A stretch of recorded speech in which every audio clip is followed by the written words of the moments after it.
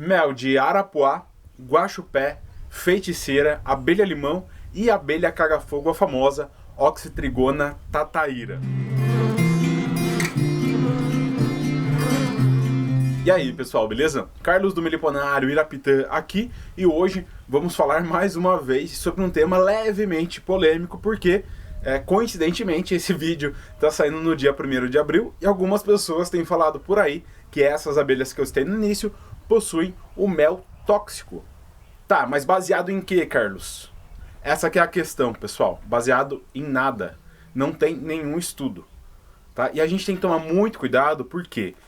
Porque a população já não conhece as abelhas nativas. Por isso é um assunto bastante importante. Vocês sabem mais do que eu, sabem tão quanto eu, que a população não conhece as abelhas. E quando a gente fala abelha, já tem um certo medo, né? Por causa da apis, da abelha de ferrão. Quando você fala abelha e mel tóxico, o quão pejorativo isso é? Entenda a importância de tomar cuidado com e como falar? Por exemplo, as abelhas nativas sem ferrão possuem um ferrão atrofiado, né? Que ele é imperceptível, né? Não dá pra ver e tal. Imagine se a gente fosse falar por aí ferrão atrofiado, a pessoa ainda ia entender que tem ferrão, que tem algum risco. E não, é por isso que a gente fala sem ferrão, por mais que ela tenha o ferrão atrofiado. O mel é a mesma coisa, e ainda não é que nem o ferrão atrofiado, não tem nenhum estudo mostrando a toxicidade, alguma toxina que existem nesses méis. Eu já falei aqui um dia, né, sobre o mel da arapuá e da guaxupé. Qual que é a questão desses méis?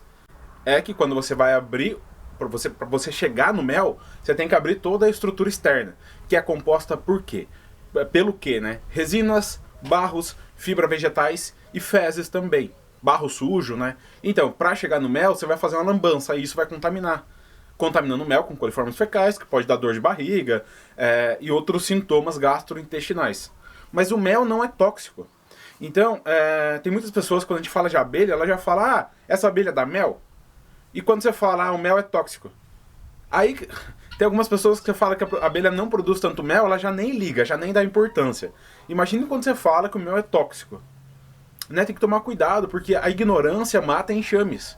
E dependendo da forma que você passa a informação para uma pessoa, ela vai acabar matando esse enxame. Infelizmente, pessoal, muitas pessoas não sabem da importância das abelhas na natureza, da polinização, de preservar o enxame, que ela não causa nenhum risco, que ela não vai picar, que ela é importante onde ela está, que tem que preservar. Então, quando você alia o mel, a abelha não é importante, o mel é tóxico, é muito pejorativo.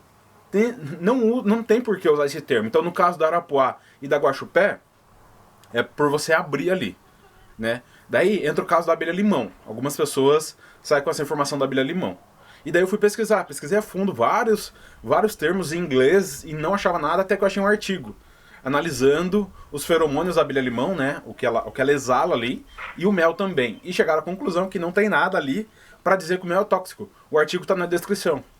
E tem um pesquisador brasileiro coletando mel de abelha-limão em caixas de alguns criadores que têm abelha-limão, para pesquisar conteúdos medicinais do mel da abelha-limão. Esse assunto já apareceu também algumas vezes lá no Instagram, por exemplo. Se você não me segue, carlosalmeida.irapitã, sobre o mel tóxico. E daí falamos algumas espécies de abelhas, várias pessoas relatando que já consumiram mel de abelha-limão e não tem nada. Outras pessoas, sim, relatam de muito antigamente, quando era comum você derrubar um enxame de arapuá, de guaxupé, para coletar o mel. Muitos consumiram, não tiveram nada, outros consumiram e tiveram esses desarranjos intestinais por contaminação ambiental, não do mel. Né? E essa que é a questão. Carlos, alguém chega para você e fala, o mel da arapuá é bom? Daí você pergunta para ela, mas como que você vai chegar nesse mel? Essa que é a questão, tem que pensar no processo, pessoal. Como que faz para chegar nesse mel? No caso dessas abelhas. Então não adianta pensar em coletar mel de abelha-limão. Se é um resgate, o enxame já está aberto, pode ter forídeo. Então, leva o enxame, bota num galho, numa árvore ali que tem um V, né, numa forquilha de uma árvore e deixa o enxame lá quietinho. Não tem por que coletar mel de arapuá, não tem por que coletar mel de abelha guaxupé. Da abelha-limão, da mesma forma, são poucos criadores que têm em caixa. Aqueles que têm em caixa e resolver experimentar, tudo bem, mas os que experimentaram não vi nenhum relato. É claro, não é porque não tem relato que não acontece, mas dado a quantidade de criadores hoje em dia, WhatsApp, grupos de Facebook, aqui no YouTube, pode comentar aqui embaixo se alguém já consumiu mel de abelha-limão e passou mal. Mas pesquisas, nenhuma pesquisa mostrou a toxina em si. Porque quando a gente fala em toxina, tem que ser identificada. Toxina botulínica, produzida pelo Clostridium botulínico. O que ela causa? Ela causa paralisia. Dependendo da situação, ela pode levar à morte. Da onde que ela vem? Geralmente ela vem de restos de animais, no caso ossos. Então você tem toda uma questão para se falar dessa toxina.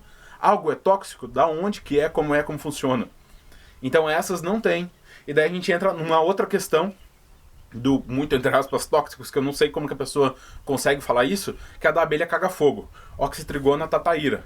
Uma abelha que, para defesa, é a única abelha nativa que tem uma defesa tão brusca assim, ela não tem ferrão, mas ela exala ácido fórmico, que queima a pele, causando aí queimaduras de 2º ou 3º grau. E a gente já viu vários relatos da queimadura. E daí eu soltei isso no Instagram, veio 3 pessoas comentando, 2 pessoas, uma delas falando que já fez 2 transferências de abelha caga-fogo da isca, porque ela pode entrar no ninho isca, isso que é bem interessante. A outra também fez transferência do ninho isca, relatando que foram os melhores méis que elas já experimentaram. E ninguém passou mal. Daí, da onde que vem a informação de que o mel é tóxico? De que o mel pode ser contaminado? Pode ser contaminado? Talvez pode ser contaminado pelo ácido fórmico. E da hora que você pesquisa mel de oxytrigona, também não tem nenhuma informação. Então, tem que tomar cuidado porque esse termo tóxico ele é muito pejorativo, ele é negativo. Toxina é algo negativo.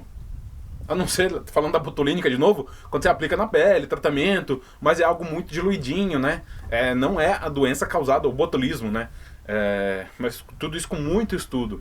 Então, quando você fala que a abelha tataíra, ela é uma abelha que pode ter toxina no mel, sabe? Por mais que ela não seja tão criada, né? Todas essas espécies que eu falei não são espécies de manejo zootécnico grande. Na verdade, é muito pequeno, né? São poucas pessoas que têm tataíra, menos ainda que tem abelha-limão. Não vi ninguém que tem arapuá e guaxupé na caixa, que cria e maneje. E daí a gente entra na última, que eu também nunca vi ninguém tendo em caixa. Se alguém tiver, pessoal, manda o link. A gente vai ter um vídeo resposta com os comentários daqui, né? Como sempre tem. Um tema bem importante, vai ter algum assunto, alguém vai falar alguma coisa que dê pra gente comentar mais sobre o assunto. Mas daí entra na abelha feiticeira, Trigona recursa. Quais são os relatos de... por que ela é feiticeira, né? E esse nome feiticeira, ele vem do indígena de ela causar alucinação mesmo, né? Então, o aviso entre algumas comunidades indígenas que sabiam da abelha é que teria que ter cuidado no consumo desse mel. Mas eu não vi ninguém até hoje, né, na meliponicultura recente, que experimentou mel de feiticeira. Né? Qual é a feiticeira? Né? A arapuá é a que faz a bolota entre os galhos. A guaxupé é a que faz também ninhos externos mais apoiados em algum local, ou numa árvore larga, no paredão de pedra. Nas cidades ela chega até a fazer em coqueiro, ali na parede do coqueiro, se o coqueiro for um pouco mais largo. Daí tem a tataíra, que é a abelha caga-fogo, que ela vai fazer em ocos, né, ali com uma fenda, uma entrada fendada, com várias abelhas, cabecinha vermelha, e muitas vezes ela não ataca quando você chega perto. Geralmente é mais quando o time está muito forte, numa transferência também de um time muito forte, ou num resgate, né, que daí você tem martelo, motosserra, machado, daí sim ela vai atacar e vai queimar. Mas tem que tomar muito cuidado com a caga-fogo no manejo dela. Né, como eu falei, várias pessoas relataram o consumo de mel de caga-fogo e falaram que era um mel muito bom. Né, tem um vídeo bem antigo aqui do Sr. José Carlos Swarovski, do Meliponário Abelhas do Sul, né, ele coletando mel de caga-fogo, experimentando, falando que era muito gostoso e tal. Daí tem o mel da abelha-limão, que é uma abelha que vive só de saque de outros enxames, né, cleptoparasita. Então ela só furta mel e pólen. E ela mistura isso, vira uma leve gororoba ali dentro do pote dela. E também algumas pessoas já relataram consumo sem nenhum malefício até onde eu vi, né? Mas é para experimentar, não é em grande quantidade. E daí entra na Trigona recursa. Trigona recursa é uma abelha pretinha, que vai fazer uma entrada como se fosse uma corneta. Vou tentar encontrar alguma foto para colocar aqui. Ela vai ficar geralmente rente, e tem uma bugia agora próximo da câmera. Ela vai ficar rente ao solo, no oco da árvore, mas indo para baixo, assim. Então você encontra ela mais próximo ao solo, esse ninho já ali perto do chão, né? No oco junto ao solo. por tudo que eu vi e por não ter relato de abelha em caixa, provavelmente ela não se desenvolve bem, ela não aguenta a transferência para uma caixa, e tem esses relatos muito antigos do consumo de mel causar alucinação. Como eu falei, não tem nenhuma pesquisa, não necessariamente é uma toxina, né? Ela não causa... Pessoal, essa questão da feiticeira, da trigona recursa, realmente faltam muitas informações. Então não é que eu estou falando para consumir o mel. Até porque entra naquela questão da arapuá e da guaxupé. Se não dá para criar em caixa, pelo menos eu não me relato, se tiver um ou outro, mas não é nada comum, como é a tataíra, como é a abelha-limão, como é que você vai coletar esse mel? Ele é num resgate. Alguma situação muito especial, muito específica, né? Então, não tem por que utilizar o termo tóxico. Pronto, tem ali a feiticeira, o mel pode causar alucinações. Não é interessante consumir em grandes quantidades. A não ser que você queira fazer um teste aí, que você goste de algumas coisas mais diferentes. Mas não tem por que utilizar o termo tóxico. Porque, além dele ser pejorativo, ele é uma inverdade. Não tem toxina no mel da arapuá, não tem toxina no mel da guaxupé, não tem toxina no mel da caga-fogo, não tem toxina no mel da abelha-limão. Talvez tem compostos alucinógenos ali no mel da feiticeira, da trigona recursa. Então a gente tem que tomar muito cuidado da forma que a gente fala para algo tão desconhecido, sim, tão desconhecido, que são as abelhas nativas. Dependendo da forma que é falado, pode levar à morte de um enxame. Então tem que ter muita responsabilidade para fazer um vídeo aqui na internet falando que as abelhas possuem um mel tóxico e que é perigoso consumir. Então o tema pro dia 1º de abril, que eu nem tava... A hora que eu fui gravar, que fui lembrar que era 1º de abril, é esse. Se você já tiver alguma experiência com o mel dessas abelhas, coloque aqui abaixo. Segunda-feira sai um vídeo pra gente ler os comentários e comentar sobre. Se acharem algum artigo científico, por favor me mandem. Por favor me mandem. Eu achei esse da abelha-limão, que eu vou colocar na descrição. Não achei mais nenhum. Se vocês conseguirem, tiverem acesso a algum deles, me manda, por favor. A gente divulga lá no outro vídeo. Vamos falar a respeito. Não me deixe de seguir lá no Instagram, carlosalmeida.irapitã. E já falando de mel, pessoal, do dia 11 ao dia 17 de abril, vou fazer um evento, Jornada Criando Abelha Sem Ferrão, o inverno se aproxima. Onde eu vou mostrar primeiro que é possível sim realizar os manejos produtivos de coleta de mel, transferência, divisão nessa época do ano. Às vezes é necessário e é a melhor época para realizar isso.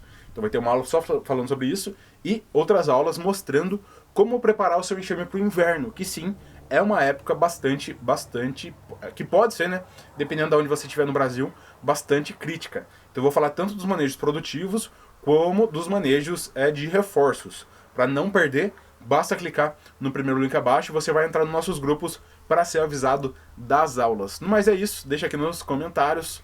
Um abraço e até o próximo vídeo, pessoal!